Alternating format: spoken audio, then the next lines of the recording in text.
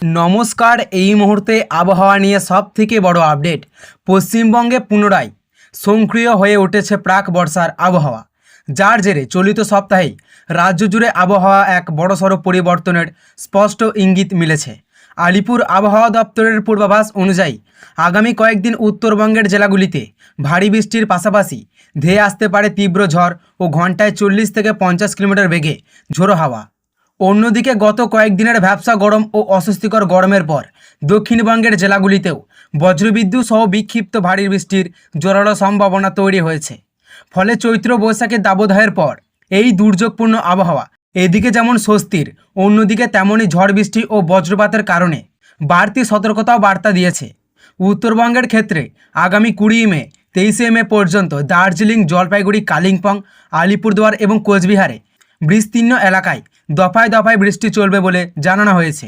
আবহাওয়া দপ্তরের বিশেষ সতর্কতা অনুযায়ী 21 মে থেকে 23 মের মধ্যে জলপাইগুড়ি, আলিপুরদুয়ার, দার্জিলিং জেলায় ভারী থেকে অতি ভারী বৃষ্টির সম্ভাবনা রয়েছে, যার পরিমাণ কোথাও কোথাও 7 থেকে 11 সেন্টিমিটার পর্যন্ত পৌঁছাতে পারে। বৃষ্টির পাশাপাশি এই জেলাগুলিতে ঘন্টায় 40 থেকে 50 কিলোমিটার বেগে দমকা বাতাস বইতে পারে এবং উত্তরবঙ্গের বাকি অংশে 30 থেকে 40 কিলোমিটার গতিবেগে ঝোড়ো হাওয়ার দাপট থাকবে। বিশেষ করে পাহাড়ি এলাকাগুলোতে ভারী বৃষ্টির জেরে ধস নামার আশঙ্কা উড়িয়ে দিচ্ছে না আবহাওয়াবিদরা, যা ডুয়ার্স ও পাহাড়ি রাস্তায় যাতায়াতের ক্ষেত্রে বড় সমস্যা তৈরি করতে পারে। অন্যদিকে উত্তরবঙ্গের পাশাপাশি দক্ষিণবঙ্গের জেলাগুলিতেও বজ্রবিদ্যুৎ সহ বৃষ্টির সম্ভাবনা তৈরি হয়েছে। এর আগে 17 মে থেকে 19 মে পর্যন্ত বীরভূম, মুর্শিদাবাদ, নদিয়া, পূর্ব বর্ধমান, পশ্চিম বর্ধমান, পুরুলিয়া, হুগলি, বাঁকুড়া এবং উত্তর ও দক্ষিণ 24 পরগনা জেলায় সঙ্গে বজ্রবিদ্যুৎ সহ বৃষ্টির পূর্বাভাস ছিল। চলিত সপ্তাহে বাকি দিনগুলোতেও দক্ষিণবঙ্গের প্রায় সমস্ত জেলাতেই হালকা থেকে মাঝারি ধরনের বিক্ষিপ্ত বৃষ্টিপাত হতে পারে, যার সঙ্গে ঘন্টায় 40 থেকে 50 কিমি বেগে দমকা বাতাস বইবে। এই আচমকা ঝড় বৃষ্টির ফলে এদিকে যেমন খোলা জায়গায় বজ্রপাতের আশঙ্কা থাকছে, তেমনই ভারী বৃষ্টির সময় দৃশ্যমানতা কমে গিয়ে রাস্তায় তীব্র যানজট তৈরি হতে পারে। পাশাপাশি এই সময়ে ঝড় বৃষ্টির জেরে চলিত মরশুমের ফসল ও উদ্যান পালনেরও বড়সড় ক্ষয়ক্ষতির আশঙ্কা রয়েছে কৃষিমহল। এই সম্ভাব্য দুর্যোগের হাত থেকে বাঁচতে এবং ক্ষয়ক্ষতি এড়াতে সাধারণ মানুষকে বিশেষ সতর্ক থাকার পরামর্শ দিয়েছে আবহাওয়া দপ্তর। বজ্রপাতের তীব্রতা বৃদ্ধি পেতে পারে। ঝড়ের সময় খোলা মাঠে গিয়ে অবলম্বনে পাকা বাড়িতে আশ্রয় নিতে বলা হয়েছে। এছাড়া পাহাড়ি রাস্তায় যাতায়াতের ক্ষেত্রে পর্যটক ও চালকদের বাড়িতে সাধারণত অবলম্বন করতে বলা হয়েছে এবং পরিস্থিতি অনুযায়ী প্রশাসনকে যান চলাচল নিয়ন্ত্রণের পরামর্শ দেওয়া হয়েছে।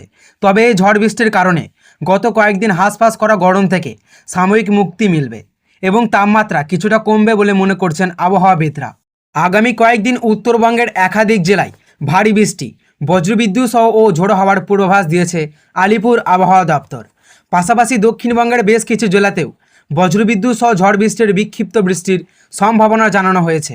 আবহাওয়া দপ্তরের সূত্রের খবর, 20 মে থেকে 23 মে পর্যন্ত দার্জিলিং, কালিম্পং, জলপাইগুড়ি, আলিপুরদুয়ার এবং কোচবিহারে বৃষ্টির পরিমাণ বাড়বে। বিশেষ করে 21, 22 এবং 23 মে জলপাইগুড়ি, আলিপুরদুয়ার, দার্জিলিং জেলায় ভারী বৃষ্টির সম্ভাবনা রয়েছে। কোথাও কোথাও 7 থেকে 11 সেন্টিমিটার পর্যন্ত বৃষ্টি হতে পারে। পাশাপাশি বজ্রবিদ্যুৎ সহ ঘন্টায় 40 থেকে 50 কিমি বেগে হাওয়া বইতে পারে উত্তরবঙ্গের বিস্তীর্ণ এলাকায়। পাহাড়ি জেলাগুলিতে ভূমিধসের আশঙ্কা রয়েছে বলে জানিয়েছে আবহাওয়া দপ্তর। দার্জিলিং ও কালিম্পংয়ে পাহাড়ি রাস্তায় সতর্কর সঙ্গে যাতায়াতের পরামর্শ দেওয়া হয়েছে। শুধু উত্তরবঙ্গেই নয়, দক্ষিণবঙ্গের বেশ কিছু জেলাতেও বজ্রবিদ্যুৎ সহ ঝড়ের সম্ভাবনা রয়েছে। বীরভূম, মুর্শিদাবাদ, নদিয়া, পূর্ব ও পশ্চিম বর্ধমান, পুরুলিয়া, বাঁকুড়া এবং উত্তর ও দক্ষিণ 24 পরগনায় ঝোড়ো হাওয়া সহ বজ্রবিদ্যুৎ সহ বৃষ্টির পূর্বাভাস রয়েছে। আবহাওয়া দপ্তরের তরফে বজ্রপাতের সময় খোলা জায়গায় না থাকার পরামর্শ দেওয়া হয়েছে। ভারী বৃষ্টির জেরে দৃশ্যমানতা কমে যাওয়া, যান চলাচলের সময় এবং ফসলের ক্ষতির আশঙ্কার কথাও জানানো হয়েছে। তবে এই বৃষ্টিতে কয়েকদিনের অস্বস্তি গরম থেকে কিছুটা স্বস্তি মিলতে পারে বলে মনে করছেন আবহাওয়াবিদরা। তো সুপ্রিয় দর্শক, এই ছিল আজকের আবহাওয়া খবর। ভালো লাগলে অবশ্যই একটি লাইক করবেন এবং চ্যানেলে নতুন হয়ে থাকলে চ্যানেলটিকেও সাবস্ক্রাইব করবেন এবং এই ধরনের লেটেস্ট আপডেট সবার আগে পেতে আজকের দর্পণ চ্যানেলের দিকে নজর রাখবেন।